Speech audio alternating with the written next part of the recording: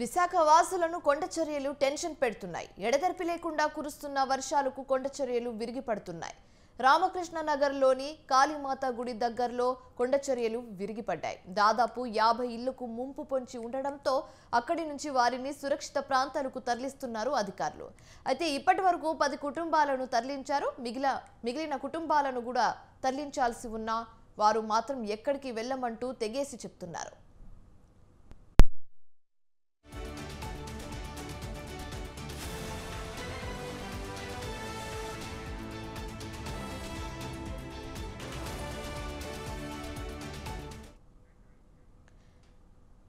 గోపాలపట్నంలోని చాలా ఇళ్లు కొండవాలు ప్రాంతంలోనే ఉంటాయి.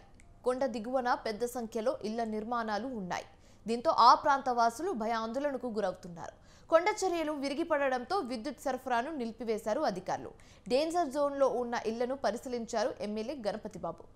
యుద్ధ ప్రాతిపదికన చర్యలు చేపట్టాలని ఆదేశించారు. కొండచర్యలతో ముప్పు ఉన్న వారిని సురక్షిత ప్రాంతాలకు తరలించాలని ఆదేశించారు.